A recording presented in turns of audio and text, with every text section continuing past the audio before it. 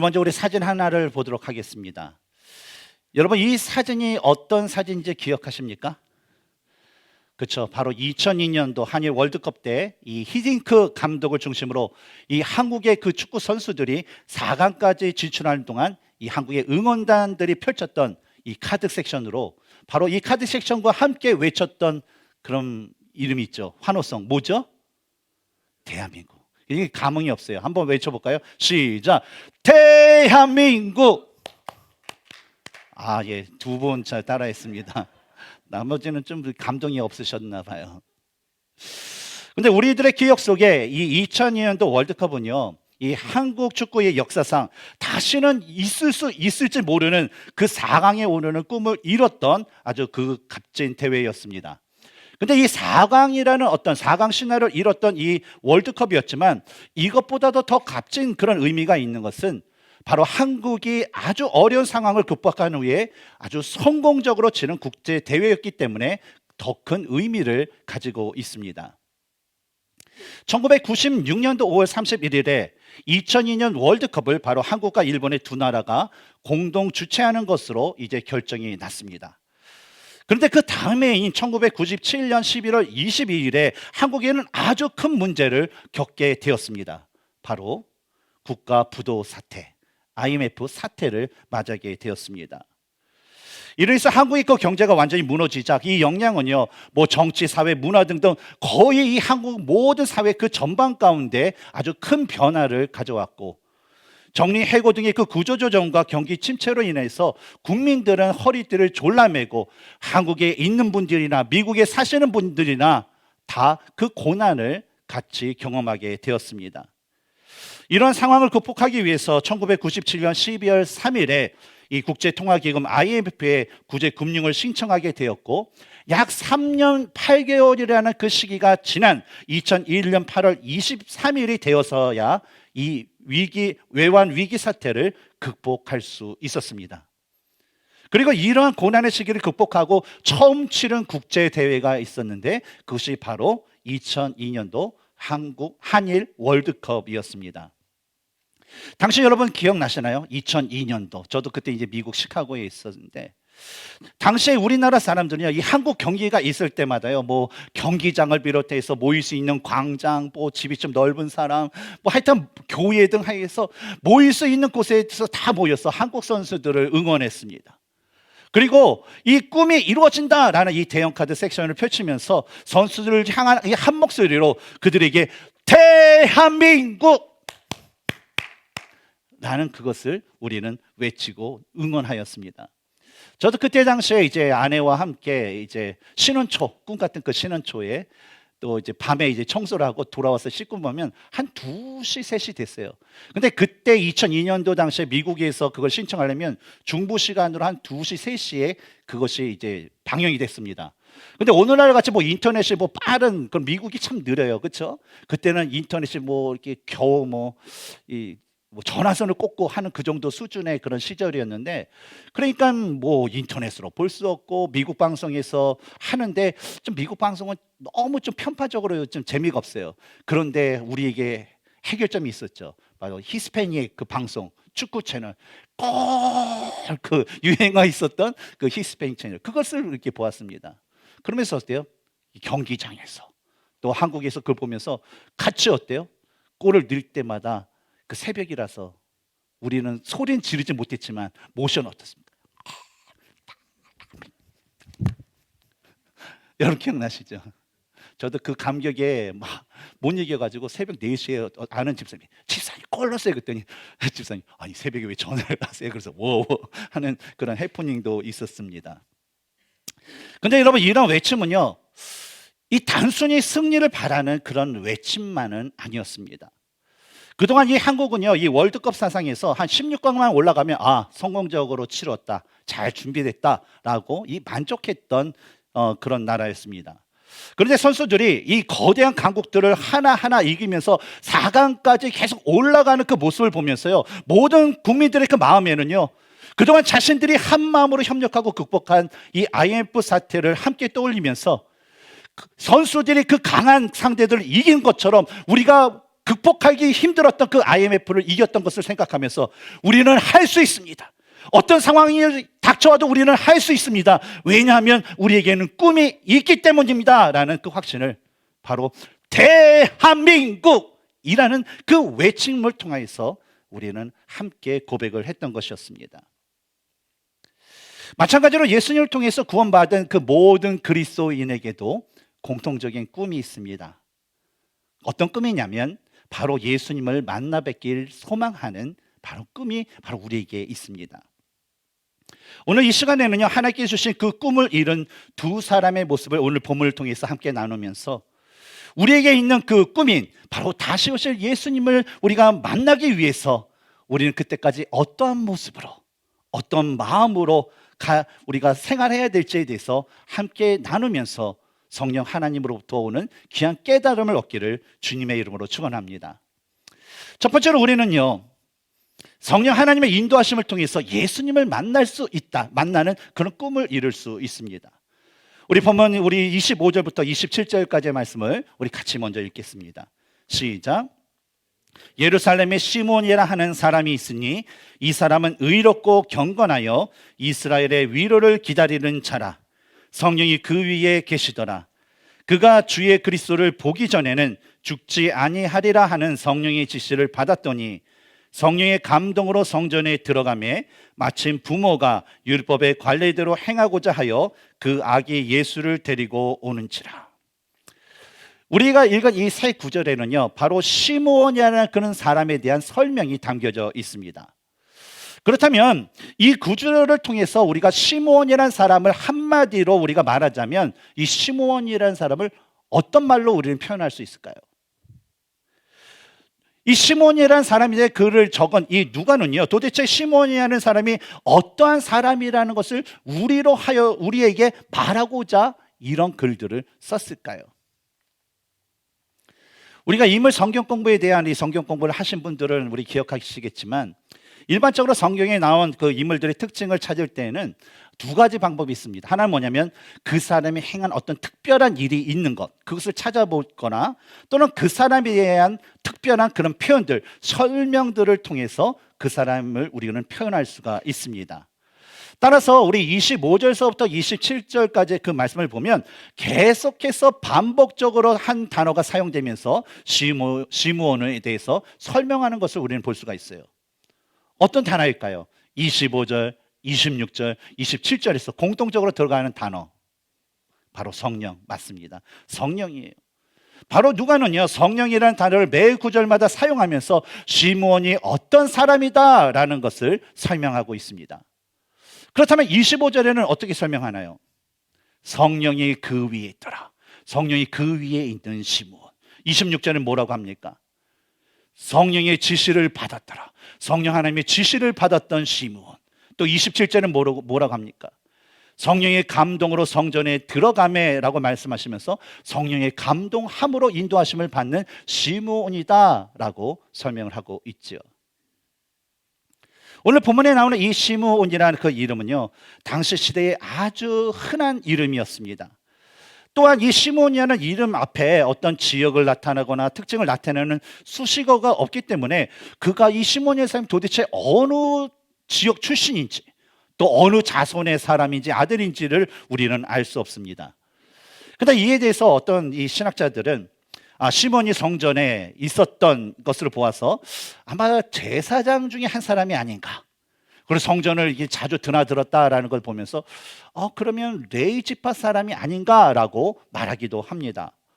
하지만 실제적으로 성경에서는요, 그가 어떤 인물인지에 대해서 정확하게 알려주지 않기 때문에 우리는 잘 알 수 없어요. 다만 우리가 성경을 통해서 알 수 있는 것은 뭐예요? 바로 그가 성령 하나님의 인도하심을 받는 사람이었다라는 것입니다. 물론 그가 성전에 자주 드나들었고 또한 나이가 지긋이 많았다라는 그 사실을 볼 때에 유대 사회에서 또 아주 신앙적으로 존경을 받았던 그런 분이다라는 것도 우리는 그렇게 생각해 볼 수 있을 것입니다. 그런데 예수님이 태어나던 당시에 성령 하나님의 인도하심을 받는다라는 것은요, 바로 이 시몬이라는 사람이 아주 특별한 하나님의 은혜를 받았다라는 그런 의미입니다. 왜냐하면 여러분, 예수님을 믿는 모든 사람들이 예수님을 자신의 구세주와 주인으로 고백하면 어때요? 성령 침례가 임하잖아요. 그런 성령 침례가 임하는 것은 어느 사건을 계기로 해서 이것이 시작이 되는지 기억나세요? 언제서부터 우리가 예수님을 믿음과 동시에 성령이 임하는 그 사건이 이루어지기 시작했을까요?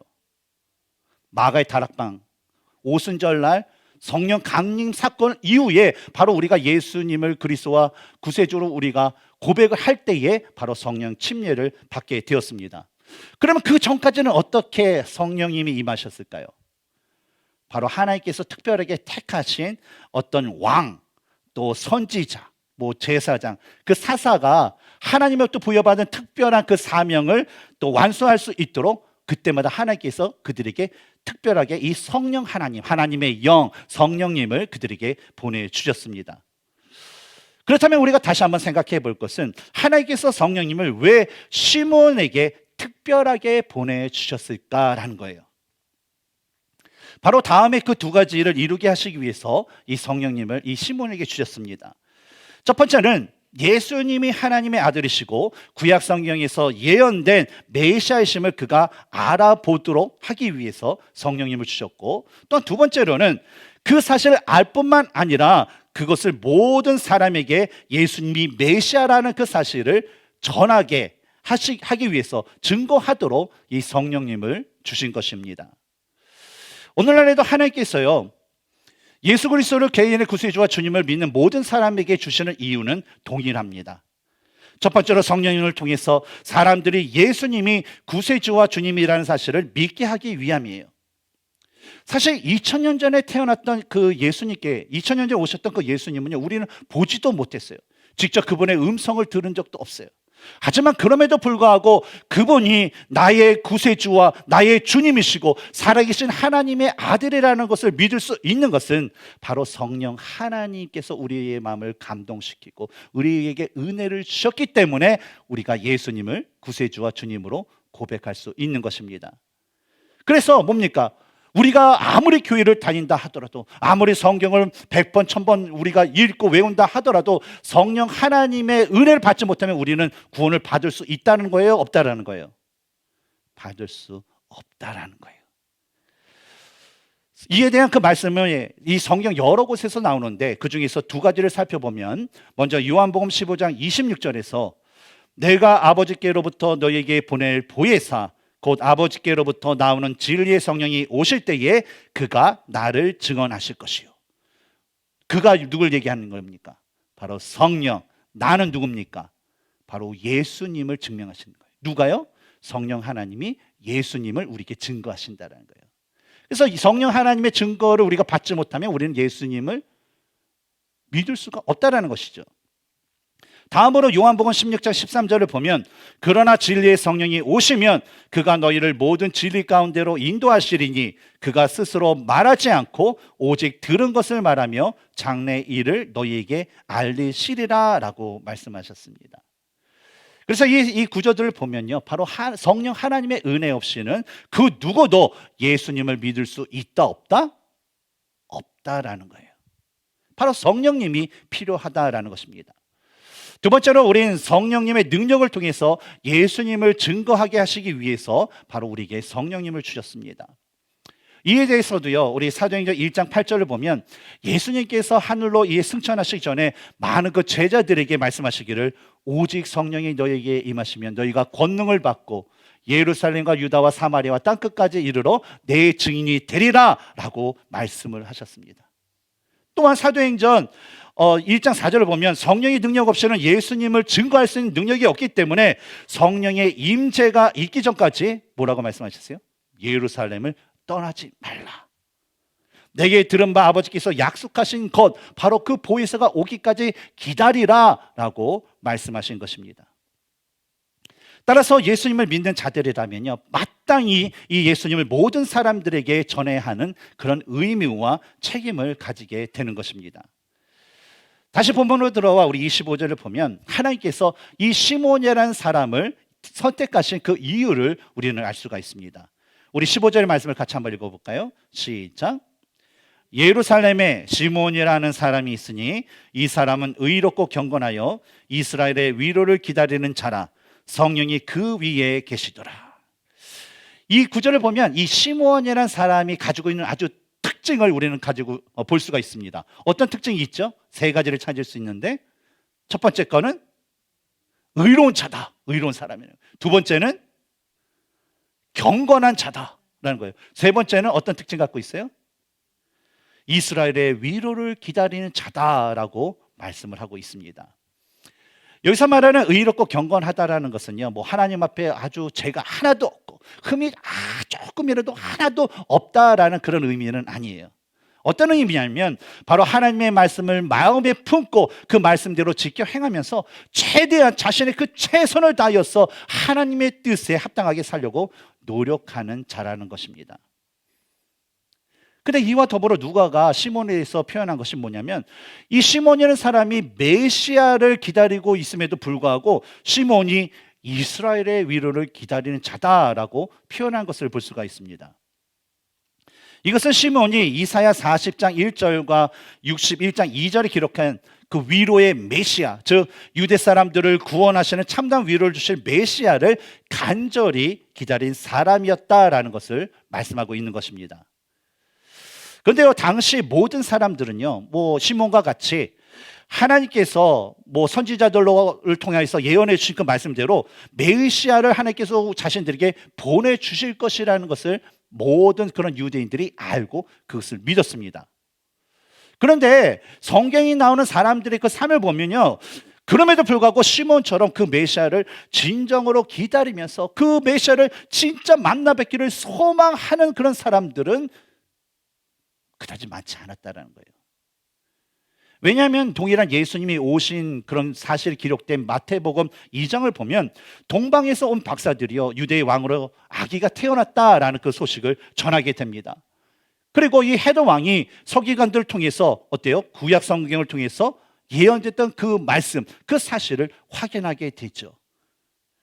동방에서 오는 박사들이 그것을 알려주고 구약에 나오는 성경 말씀을 통해서 그것이 확인됐음에도 불구하고 그 소식을 들은 그 누구도 바로 베들레헴으로 찾아간 사람은 아무도 없었기 때문입니다. 오히려 그들이 보인 반응은 뭐예요? 대제사장과 서기관과 바리새인들은요, 이 헤롯이 아주 불같은 성정을 갖기 위해 때문에 자신의 딸은 왕이 태어났다는 거 보고 혹시 칼부림을 나이다 하는 거 아니야? 혹시 내가 잘못해서 이 헤롯에게 해를 당하는 거 아니야라는 그런 두려움과 공포 가운데 휩싸이게 되었고, 이 헤롯 왕은 예수님을 경배하기 위해서 예수님을 찾기보다는 아기 예수님을 죽이기 위해 찾았고, 또 이로 인해서 죄 없는 그런 수많은 그런 아기들, 남자아이들, 2-3살 밑에 그 아이들이 죽임을 당하는 아주 비참한 그런 사건이 발생하기도 하였습니다. 마찬가지로 오늘날 많은 교회가 이 미국뿐만 아니라 전 세계에 있습니다. 그리고 그 교회에는 많은 사람들이 그곳에 있습니다. 하지만 교회 안에 많은 그런 성도들이 있지만 그들이 가지고 있는 예수님을 아는 것과 그들이 예수님을 믿는 것과 그들이 예수님을 기다리는 것은 전혀 다른 얘기라는 거예요. 왜냐하면 예수님을 안다고 해서 예수님을 기다리는 사람은 아니라는 거예요.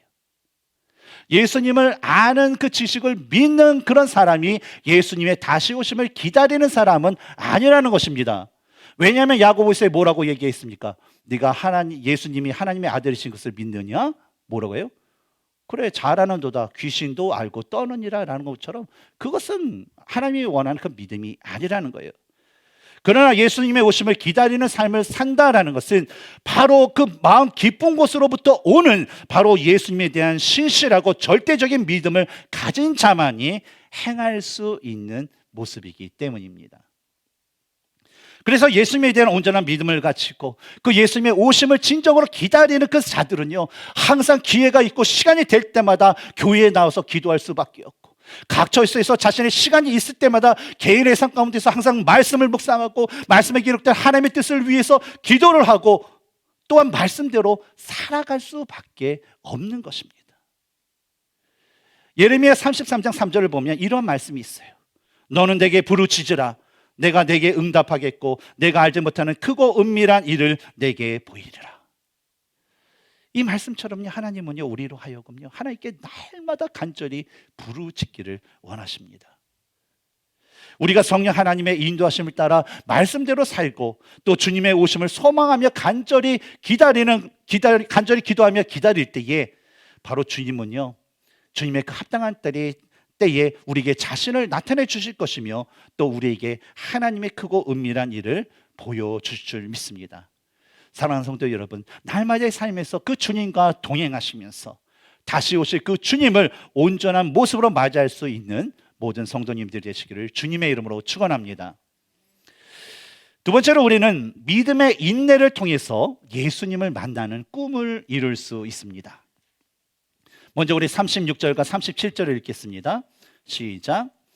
또 아셀 지파의 바누엘의 딸 안나라 하는 선지자가 있어 나이가 매우 많았더라. 그가 결혼한 후 7해 동안 남편과 함께 살다가 과부가 되고 84세가 되었더라. 이 사람이 성전을 떠나지 아니하고 주야로 금식하며 기도함으로 섬기더니. 이 구절을 보면요, 이 마리아와 요셉이 하나님의 말씀, 바로 율법의 말씀을 따라서 자신들에게 태어난 첫 번째 아들인 이 아기 예수님을 하나님께 드리는 의식을 하기 위해서 성전에 딱 올라오셨을 때에 예수님을 만나고 그분이 하나님께서 보내신 메시아임을 알고 증거했던 이 시므온과 더불어서 또 다른 사람이 있었다라는 것을 바로 말씀을 통해서 우리에게 알려줍니다. 그의 이름이 누구죠? 안나라는 거예요. 그런데 36절의 중반에 소개된 이 안나에 대한 그 설명을 보면 이 안나라는 여인이 참으로 인생 가운데 아주 너무나도 슬프고 너무나도 안타까운 그런 인생의 배경을 갖고 있음을 우리는 볼 수가 있습니다. 어떤 얘기예요? 바로 결혼한 지 7년 만에 그가 남편을 잃고 과부가 되었다는 것이죠. 유대 결혼에 대한 그 전통을 보면요, 이제 성년식을 하게 되는 만 14살 정도가 되면 정식적인 그런 결혼을 할 수가 있습니다. 그래서 이 안나라는 이 여인이 만약에 14살에 결혼을 했다면 7년 후인 21살 정도가 됐을 때 뭐가 됐어요? 과부가 되었다는 거예요. 그리고 그 후로 재혼을 하지 않고 84세가 될 때까지 약 59년 동안 홀로 과부이라는 그런 신세로, 처지로 지내왔다라는 것을 알 수가 있죠. 예수님이 태어나셨던 시대의 이 과부라는 것은요, 오늘날 우리가 생각하는 그 과부와는 의미가 전혀 다릅니다. 그 당시에 과부라는 것은 유대 그 사회에서 모든 사람들에게 인정하는 가난한 사람들 중에 아주 대표적인 사람이 바로 과부예요. 오늘날은 다양한 일들이 있어서 여성 혼자서 일을 하면서 생계를 유지하는 것에 있어서 큰 어려움이 없습니다. 하지만 당시 시대에 생계를 유지해서 할 수 있는 것은 뭐냐면 바로 농사. 저는 농사는 해보지 않았지만 장인어른이 한번 이렇게 밤매라고 해가지고 이렇게 했는데 힘들더라고요. 그 농사. 또 뭐예요? 양을 치는 목축. 또 이제 이 시대가 되면서 이 장사를 하는 것을 통해서 대부분 생계를 유지했습니다.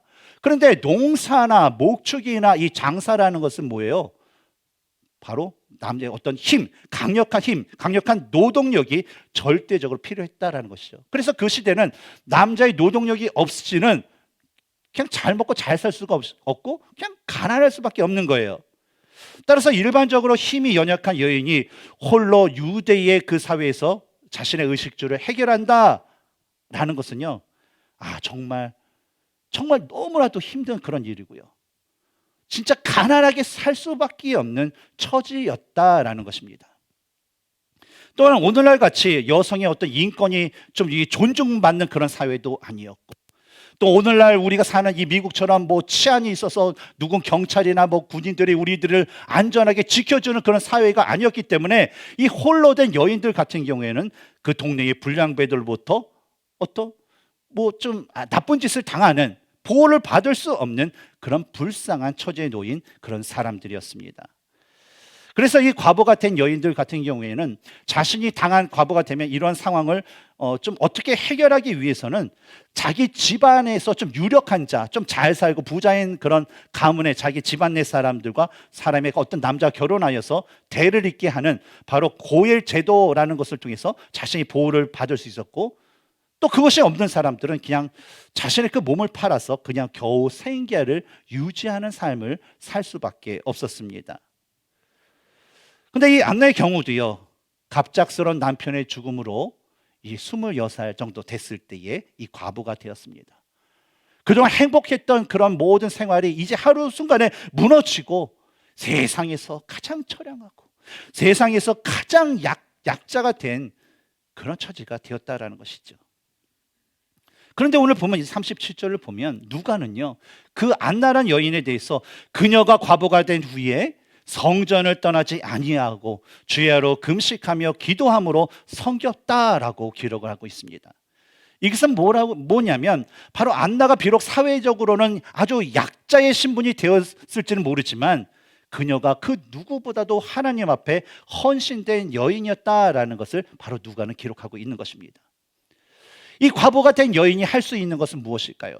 우리가 성경을 보면 뭐 추수할 때에 뭐 구석에 있는 것이나 뭐 떨어진 그런 이삭 같은 것은 줍지 말라고 했죠. 왜 줍지 말라고 했죠? 누구를 위해서? 가난한 자. 누구예요? 대표적인 사람 3명. 누구죠? 과부, 고아, 그 다음에 나그네들, 그렇죠? 거류민들. 그런 사람을 위해서 그걸 남겨두라고 했죠. 그러니까 이 안나도 처음에 과부가 됐을 때 자기가 이렇게 생계를 유지하기 위해서 어떻게 했어요? 그냥 추수하면 거기 가서 이삭 떨어진 이삭도 줍고 그것을 주셨을 거예요. 근데 그 추수 때가 이제 지나고 아무것도 줄 게 없으면 또 뭘 했을까요? 남의 집 가서 품팔이 일을 했을 거예요. 뭐 빨래도 해주고 밥도 해주고 청소도 해주고 나름대로 자신의 주어진 삶에서 진짜 최선을 다해서 살았을 거예요.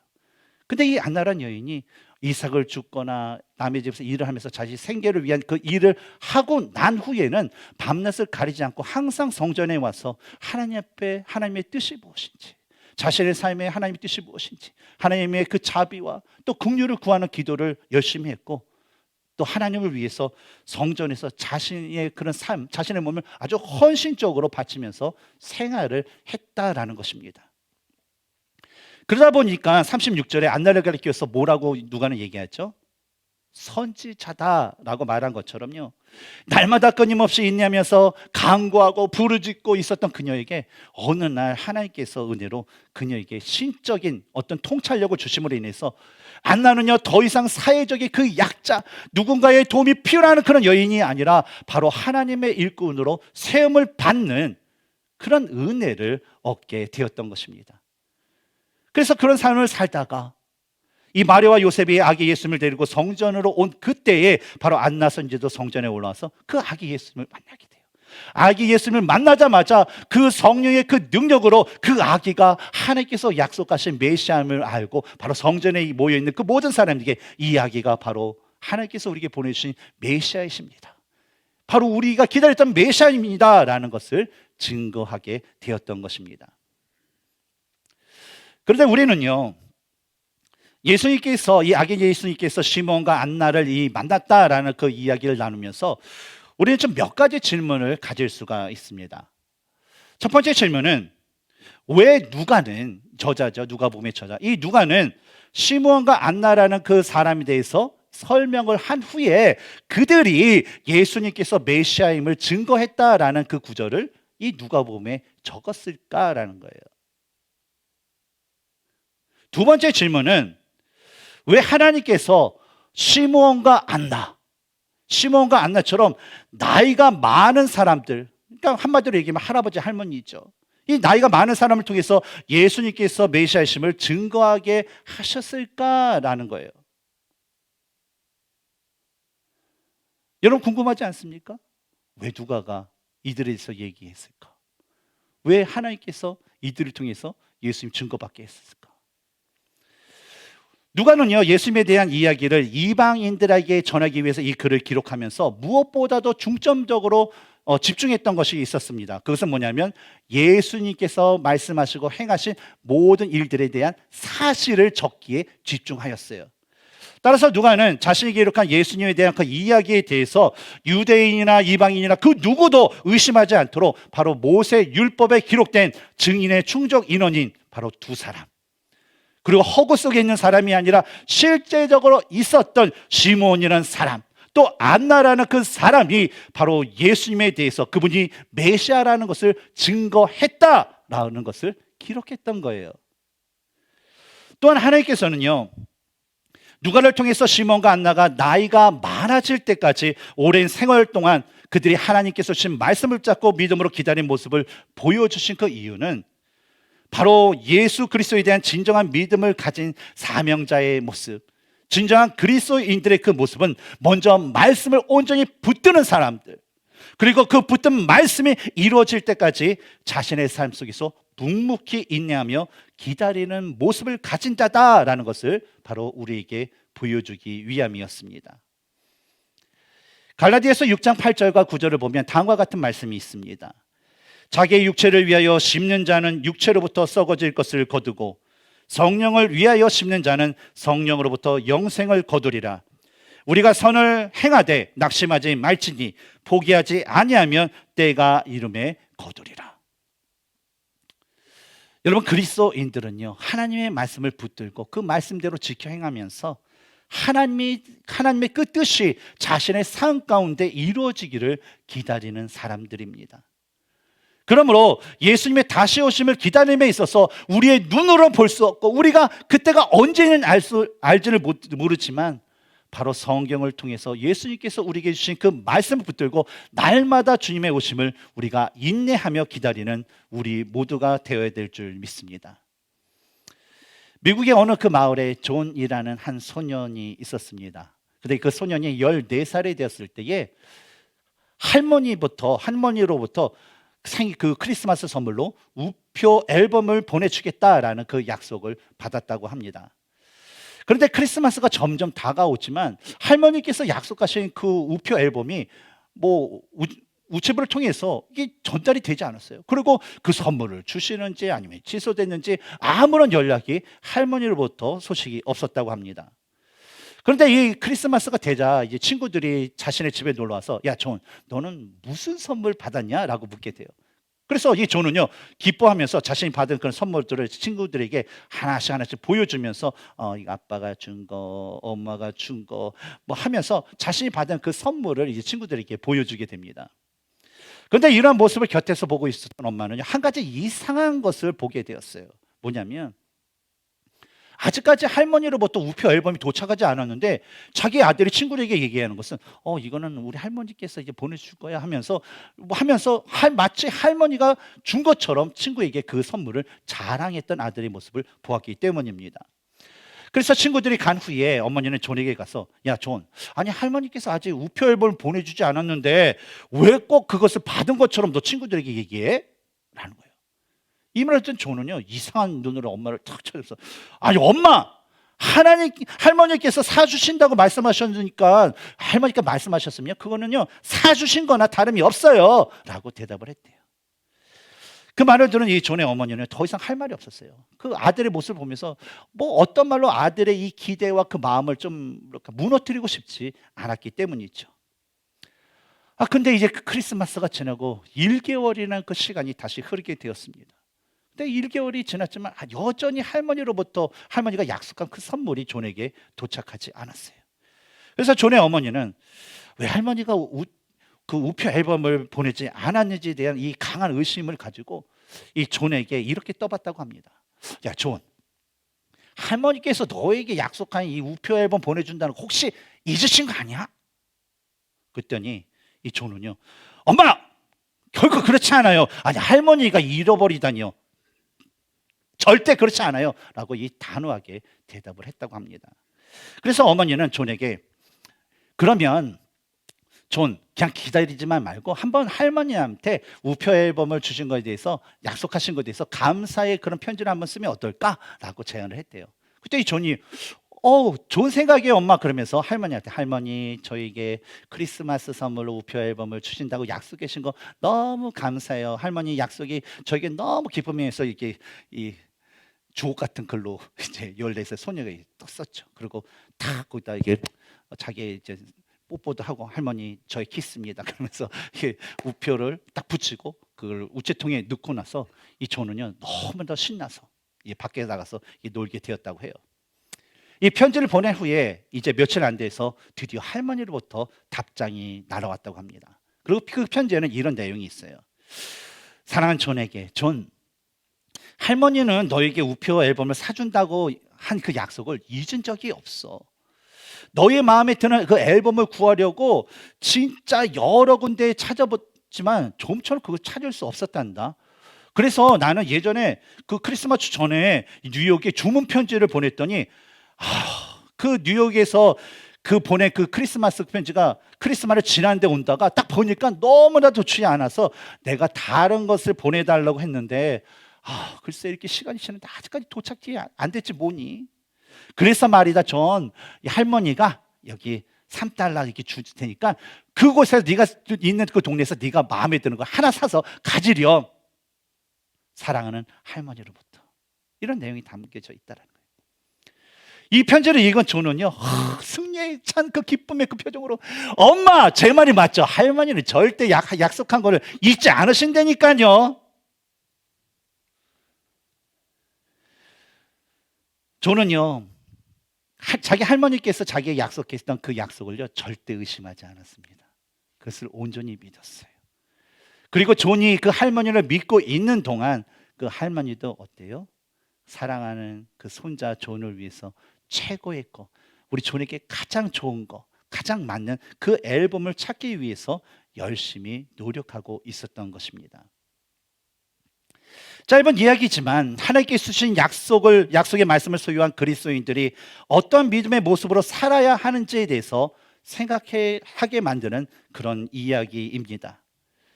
때로는 우리는요 예수님을 믿고 예수님의 오심을 우리가 기다린다라고 말하지만요 하나님의 때를 기다리지 못해서 포기하거나 때로는 그 하나님의 오심에 대해서 전혀 아무런 생각 없이 그냥 우리에게 주어진 이 세상의 삶을 살아갈 때가 많습니다.